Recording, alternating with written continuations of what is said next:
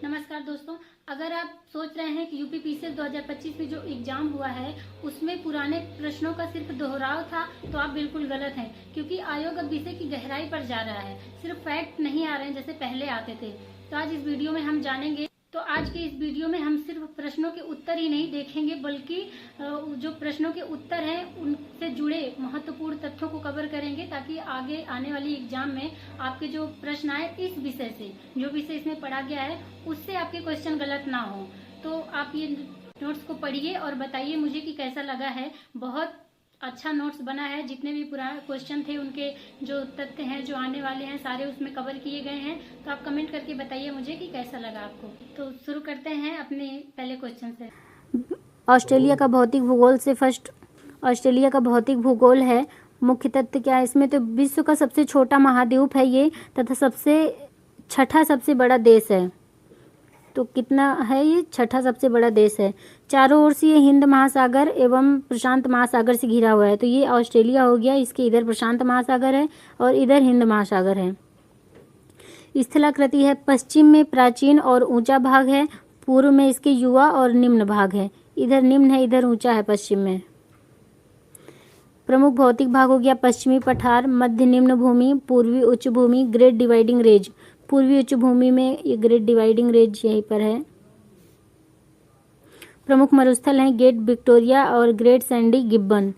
तो पूछा जाता है कि ग्रेट विक्टोरिया कहाँ का है? ऑस्ट्रेलिया का है। ग्रेट सैंडी कहाँ का है? तो छोटा सा है ऑस्ट्रेलिया और छोटा सा सैंडी, ऐसे याद रखिएगा।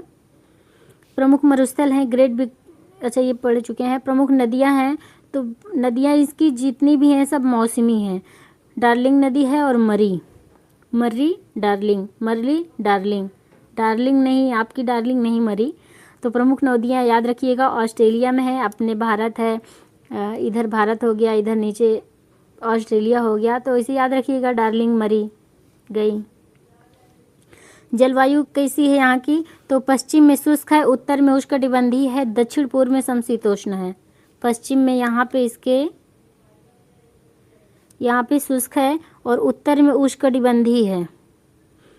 देखिए अब यहाँ से उष्णकटिबंधीय शुरू है, जैसे जो भूमध्य रेखा होती है उसके ऊपर से, फिर हमारा भारत भी आधा उष्णकटिबंधीय में है और आधा उपोष्णकटिबंधीय में है। तो उत्तर में उष्णकटिबंधीय और दक्षिण पूर्व में समशीतोष्ण है। यहाँ पे समशीतोष्ण है। महत्वपूर्ण बात क्या है इसकी? ग्रेट बैरियर रीफ जो है ऑस्ट्रेलिया में है, याद रखिएगा। ये सबसे बड़ी प्रवाल भित्ति कोरल रीफ है, ये दुनिया की सबसे बड़ी है। तो दुनिया की सबसे बड़ी प्रवाल भित्ति जो कोरल रीफ है वो कहाँ पर है? तो ऑस्ट्रेलिया में है, ग्रेट बैरियर रीफ, ये याद रखिएगा। क्वेश्चन नंबर 2 पे चलते हैं हम लोग। ये भारत में मोबाइल गेमिंग से एक क्वेश्चन आया हुआ था। भारत विश्व का सबसे बड़ा मोबाइल गेमिंग बाज़ारों में से एक है। 2024 में भारत का जो मोबाइल गेमिंग बाज़ार था 3.1 अरब डॉलर का था। 50 करोड़ से अधिक गेमर्स थे। 2024 में विश्व का तीसरा सबसे बड़ा समुदाय। अभी ये करंट में तो आया हुआ था, ये देख लेते हैं। डिजिटल अर्थव्यवस्था के प्रमुख घटक क्या हैं? तो ई कॉमर्स है, fintech, NTech, health take, gaming और क्लाउड सेवाएं आदि हैं। डिजिटल अर्थव्यवस्था के लाभ क्या क्या हैं? तो आर्थिक विकास में देखिए जीडीपी में वृद्धि में सहायता करता है, उत्पादकता में सुधार करता है, रोजगार सृजन में है तो आईटी, बीपीओ, स्टार्टअप और गेमिंग उद्योग, ये अपने डिजिटल अर्थव्यवस्था के लाभ हैं जो अपने जीडीपी में अपने देश में सहायता करते हैं। वित्तीय समावेशन है यूपीआई, डिजिटल भुगतान और जनधन योजना। वैश्विक अवसर है निर्यात, एफडीआई, वैश्विक बाजार तक पहुंच। और नवाचार में क्या क्या है? AI, IoT, big data, cloud technology. महत्वपूर्ण बात इसमें है कि भारत की जो डिजिटल अर्थव्यवस्था का लक्ष्य है वो 2030 तक $1 ट्रिलियन का रखा गया है। तो कब तक का रखा गया है? 2030। और कितना रखा गया है? तो $1 ट्रिलियन, ये याद रखिएगा। तीसरा क्वेश्चन है बाबर एवं तुजु के बाबरी। पूछा गया था कि इनके मुगल दरबार की राजभाषा क्या थी और बाबर के बारे में पूछा गया था। तो जो मुगल दरबार की राजभाषा थी वो फारसी थी। इनकी जो मातृभाषा थी वो तुर्की थी बाबर की। देखिए पहले इसको देख लेते हैं। बाबर मुगल साम्राज्य का संस्थापक था 1526। ये तैमूर का वंशज था। तो कहाँ का वंशज था? तैमूर का वंशज था। और चंगेज खान की मातृवंश परंपरा से संबंधित था। तो किससे संबंधित था? चंगेज खान की मातृवंश परंपरा से संबंधित था। प्रमुख इसकी कृति थी तुजू के बाबरी, बाबरनामा। भाषा थी चगताई तुर्की। इनकी जो मातृभाषा थी वो तुर्की थी, लेकिन जो मुगल दरबार में राजभाषा थी वो फारसी थी। तो ये याद रखिएगा, वो यहाँ पे लिखा हुआ नहीं है, लेकिन वो ऑप्शन में दिया हुआ था। यह एक आत्मकथा है जिसे बाबर ने अपने जीवन, विजयों, युद्धों, प्रकृति, समाज, रीति रिवाजों आदि पर लिखा हुआ है।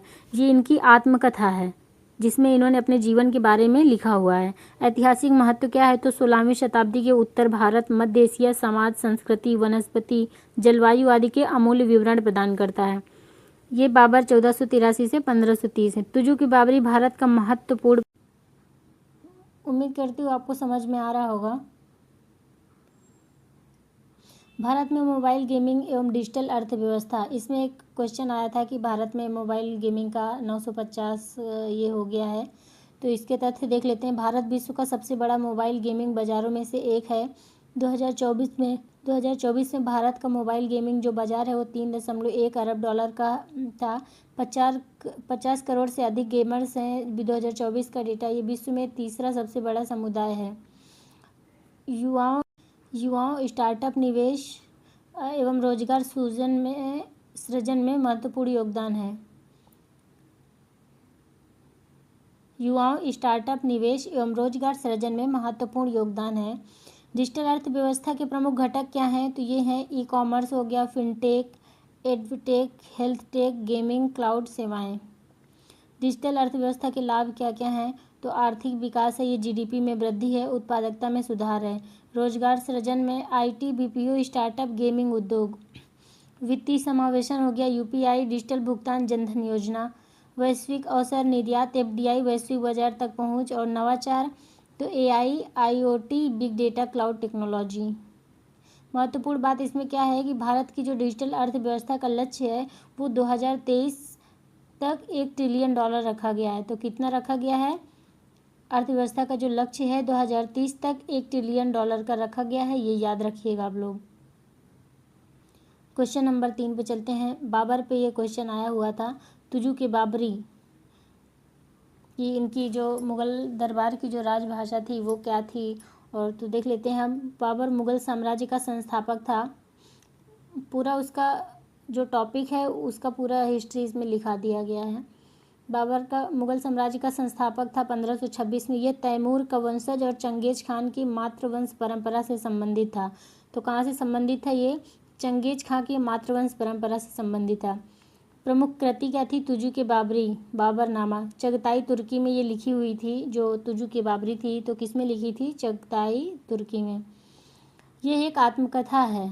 तो ये क्या है, आत्मकथा है, जिसे बाबर ने अपने जीवन, विजय, युद्धों, प्रकृति, समाज, रीति रिवाजों आदि पर लिखा था। तो ये बाबर ने लिखा था, उनके जीवन पे क्या हुआ, कहाँ युद्ध हुए, विजय कब हुई, प्रकृति क्या थी, उनके समाज क्या था, रीति रिवाज क्या थे, उस पर उन्होंने ये बुक लिखी हुई थी। ऐतिहासिक महत्व क्या था इसका, तो 16वीं शताब्दी के उत्तर भारत, मध्य एशिया, समाज, संस्कृति, वनस्पति, जलवायु आदि के अमूल्य विवरण प्रदान करता है। ये बाबर 1483 से 1530। महत्वपूर्ण बात क्या है, तुजू की बाबरी भारत का महत्वपूर्ण प्राथमिक स्रोत है। तुजू के बाबरी भारत का महत्वपूर्ण प्राथमिक स्रोत है। और मुगल दरबार की राजभाषा क्या है, दूसरा ऑप्शन इसमें पूछा गया था, तो राजभाषा थी। मुगल दरबार की जो भाषा है वो तुर्की है, तो वो ऑप्शन गलत था, उसमें है कि फारसी है। क्वेश्चन नंबर 4 देखते हैं। विश्व के प्रमुख कोयला क्षेत्र, तो मुख्य तथ्य क्या है इनमें, कोयला ऊर्जा का सबसे महत्वपूर्ण पारंपरिक स्रोत होता है।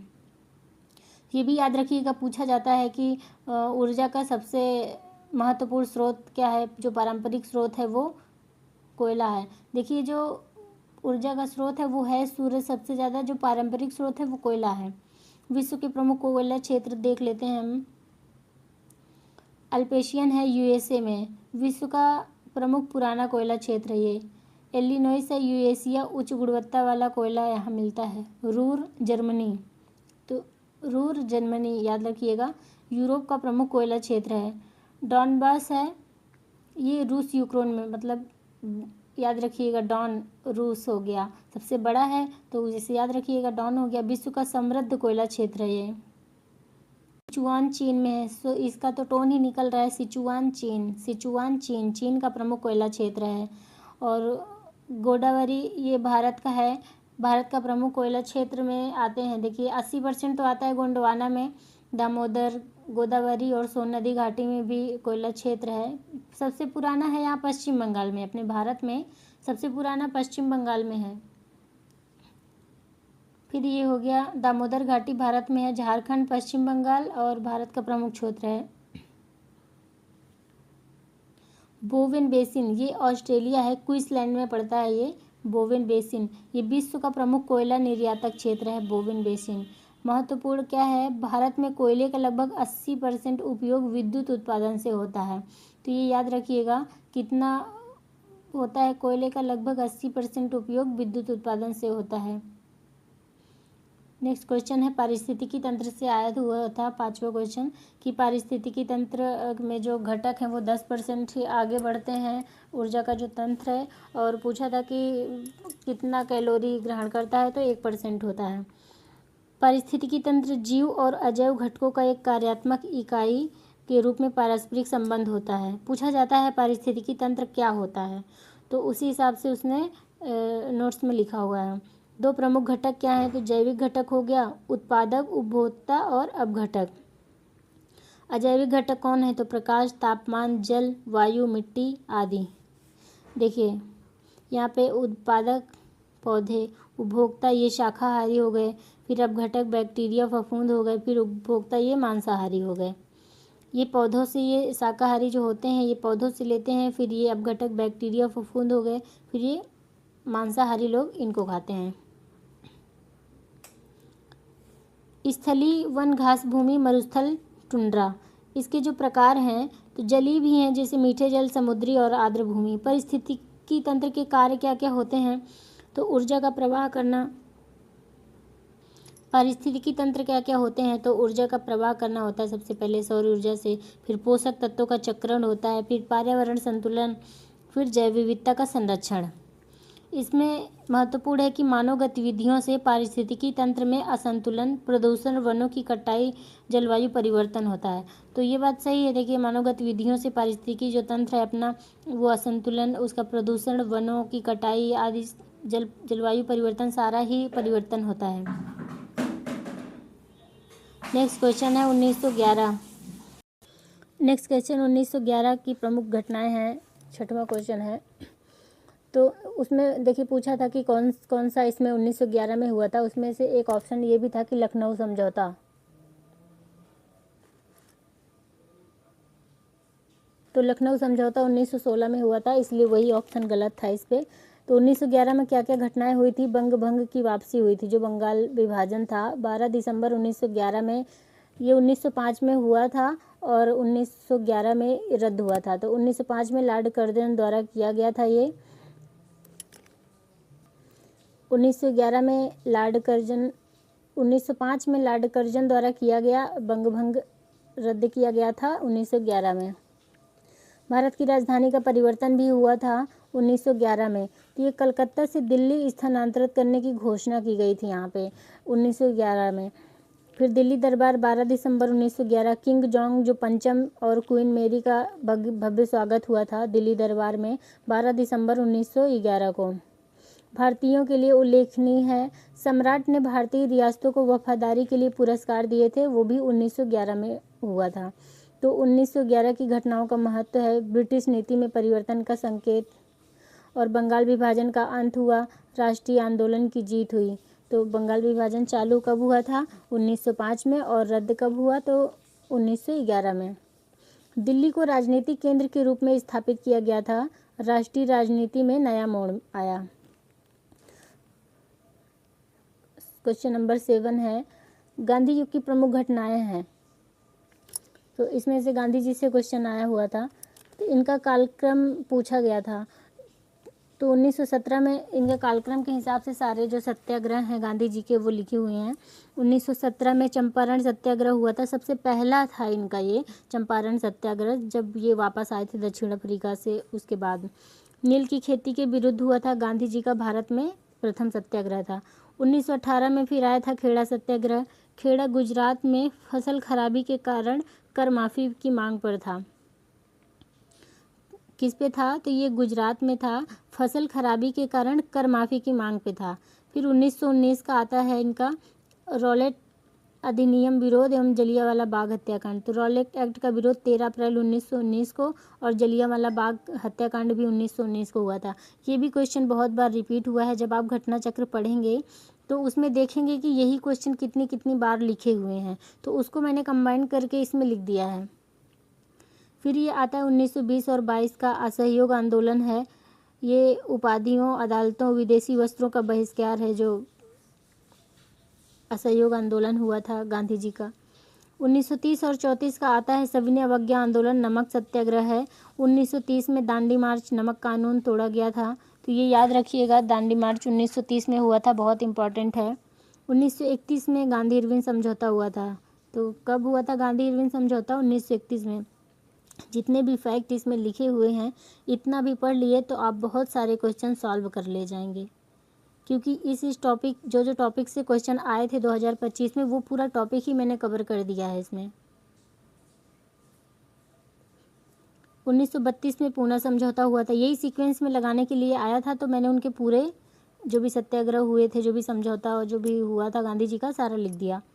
1932 में पूना समझौता हुआ था। डॉक्टर अंबेडकर व गांधी जी के बीच में ये समझौता था। तो किसके बीच समझौता था? तो हमको पूना समझौता तो पता था, डॉक्टर अंबेडकर व गांधी जी के बीच समझौता हुआ था, ये भी याद रखिएगा। फिर 1935 में भारत शासन अधिनियम 1935 आता है। 1942 में भारत छोड़ो आंदोलन, अंग्रेजों भारत छोड़ो का नारा लगाया गया था।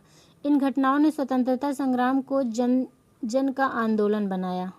ये जितनी भी घटनाएं हुई थी, स्वतंत्रता संग्राम को जन जन का आंदोलन बनाया था।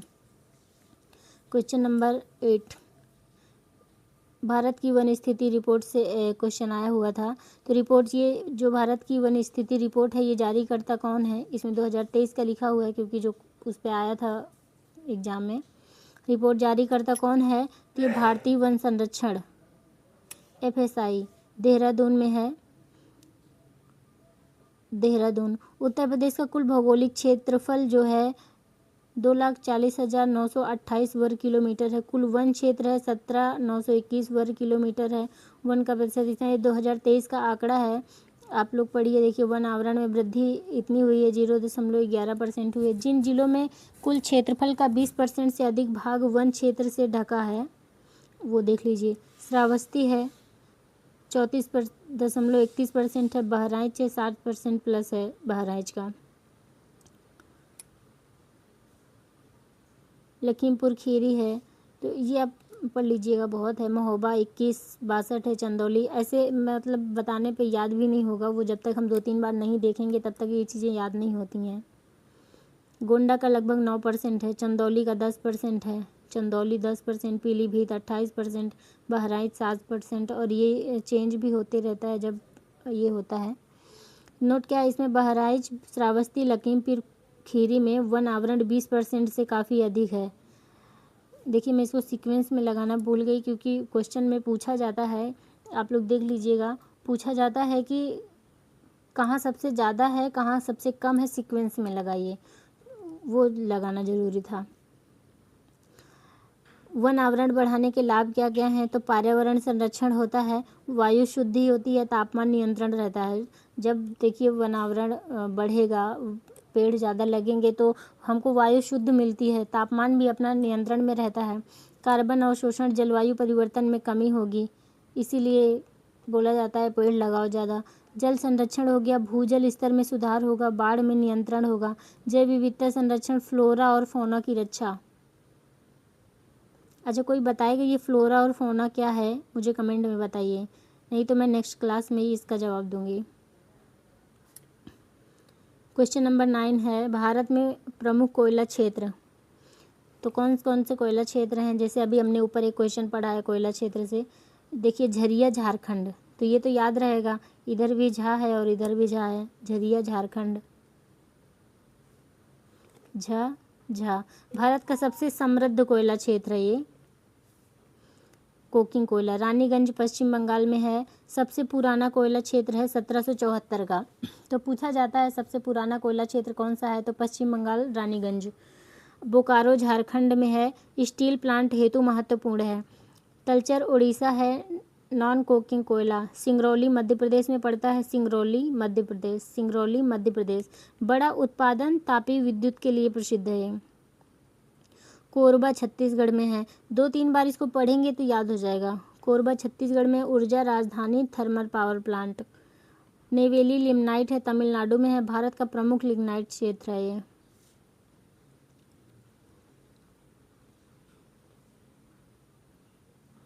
महत्वपूर्ण तथ्य इसके देख लेते हैं। भारत में कोयले का लगभग 85% उत्पादन गैर कोकिंग कोयले से होता है। झरिया क्षेत्र में कोयला आग की समस्या, और भारत में कुल कोयला भंडार का लगभग 98% गोंडवाना कोयला पूरा कालीन से आता है। यहाँ से 80% अब आता है। ये कोयला क्षेत्र है, यहाँ देख लीजिए, ये देखिए झरिया हो गया झारखंड, ये ग्रीन जहाँ दिख रहा है ये झारखंड का है। झरिया रानीगंज इधर पश्चिम बंगाल में है। बोकारो कोरबा छत्तीसगढ़ पे है। सिंगरौली हो गया एमपी में। तलचल उड़ीसा। नेक्स्ट क्वेश्चन है क्वेश्चन नंबर 10। बायो डिकम्पोजर एवं स्प्रे कार्यक्रम दिल्ली सरकार, ये क्वेश्चन आया हुआ था। मुख्य तथ्य क्या है इसका? उद्देश्य पराली जलाने के स्थान पर उसे जैविक खाद में बदलना। जैसे पहले जलाया जाता है तो प्रदूषण भी होता है। तो किसानों को बायो डिकम्पोजर घोल 3 बैक्टीरिया फफूंद आधारित निःशुल्क उपलब्ध कराया जाता है। ये किसानों को निःशुल्क दिया जाता है ताकि वो पराली जैसे जलाते हैं, उससे अच्छा है कि प्रदूषण ना हो, तो ये डिकम्पोजर घोल यूज करें। तैयारी क्या है? कई फफूंदों और सूक्ष्म जीवों के मिश्रण से ये बनाया जाता है, कवक होता है। ये कैसे काम करता है? तो छिड़काव पर पराली पर सूक्ष्म जीव सक्रिय होते हैं। पराली का तेज अपघटन शुरू होता है और पराली प्राकृतिक खाद में परिवर्तित हो जाती है। वायु प्रदूषण में कमी है। इसके लाभ जो हैं बायोडिकम्पोजर एवं स्प्रे कार्यक्रम जो है, तो बायोडिकम्पोजर के लाभ क्या क्या हैं? तो वायु प्रदूषण में कमी होती है, मिट्टी की उर्वरता में वृद्धि होती है, किसानों की लागत में भी कमी होती है, पराली जलाने पर लगने वाले जुर्माने से बचाव होता है। जैसे पराली जलाते हैं तो प्रदूषण होता है, अगर उस पर कुछ हो गया तो फिर जुर्माना लगता है। महत्वपूर्ण क्या है? दिल्ली एनसीआर में महत्वपूर्ण नियंत्रण हेतु प्रभावी कारगर उपाय हुआ है ये बायोडिकम्पोजर। अखिल भारतीय सेवाओं से क्वेश्चन आया था। भारतीय संविधान के अनुच्छेद 312 के अंतर्गत राज्यसभा द्वारा राष्ट्रीय हित में प्रस्ताव पारित करने पर नई अखिल भारतीय सेवा का निर्माण किया जा सकता है। प्रस्ताव पारित करने के लिए राज्य व्यवस्था में उपस्थित और मतदान करने वाले सदस्यों के कम से कम 2/3 का समर्थन आवश्यक है। ये अखिल भारतीय सेवाओं के लिए है। वर्तमान में 3 अखिल भारतीय सेवाएं हैं, आईएएस, आईपीएस और आईएफएस। केंद्र और राज्य के बीच प्रशासनिक एकरूपता, उच्च स्तरीय नेतृत्व और राष्ट्रीय एकता सुनिश्चित करना। इसका उद्देश्य क्या है? तो केंद्र और जो राज्य है उसके बीच में प्रशासनिक एकरूपता, उच्च स्तरीय नेतृत्व और राष्ट्रीय एकता सुनिश्चित करना। जैसे ये जब सेवाएं होती हैं तो राज्य के द्वारा केंद्र के द्वारा चयन होता है और राज्य में ये काम करते हैं। नई अखिल भारतीय सेवा का निर्माण होता है। राज्यसभा में प्रस्ताव राष्ट्रीय हित में उपस्थित एवं मतदान करने वाले सदस्यों के 2/3 बहुमत से पारित होता है। संसद द्वारा कानून बनाकर नई सेवा का निर्माण।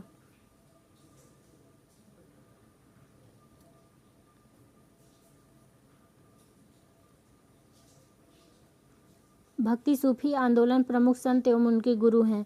भक्ति और सूफी आंदोलन 13वीं से 17वीं शताब्दी के बीच भारत में सामाजिक, धार्मिक और आध्यात्मिक जागृत हुआ। जाति, ऊंच नीच और कर्मकांड का विरोध हुआ। ईश्वर से सीधा संबंध, प्रेम और शक्ति पर बल दिया गया। इसकी विशेषताएं हैं सरल भाषा में उपदेश देना, मानवता, प्रेम और समानता, समाज सुधार। ये इसका उद्देश्य रहा है जो भक्ति सूफी आंदोलन था। कबीर के गुरु थे स्वामी रामानंद, ये भी पूछा जाता है। देखिए इसमें जो भी लिखा है सारे के सारे क्वेश्चन आते हैं, तो इनको अच्छे से पढ़ लीजिए। स्वामी रामानंद हो गए। अमीर खुसरो के गुरु हैं निज़ामुद्दीन औलिया, ये भी बहुत बार आया है। सूरदास के वल्लभाचार्य हैं। मर्दाना के गुरु नानक देव हैं।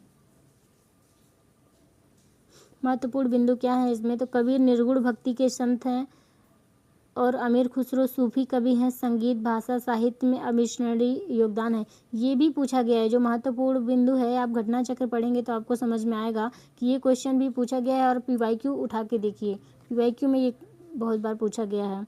सूरदास कृष्ण भक्ति के अष्टछाप कवि हैं। अष्टछाप के कवियों में क्वेश्चन बहुत बार आया है। मर्दाना गुरु नानक देव के साथ भारत भ्रमण करने वाले उनके रवाबी सहयोगी शिष्य। ये क्वेश्चन ये क्लास यहीं पे ख़त्म करते हैं क्योंकि 20 मिनट की हो गई है, फिर बहुत लंबी क्लास हो जाएगी। छोटे छोटे क्लास में करते हैं इसको। तो थैंक यू सो मच। अगर पसंद आए तो कमेंट में बताइए। नेक्स्ट पार्ट में आज शाम को ही लेके आती हूँ। Thank you.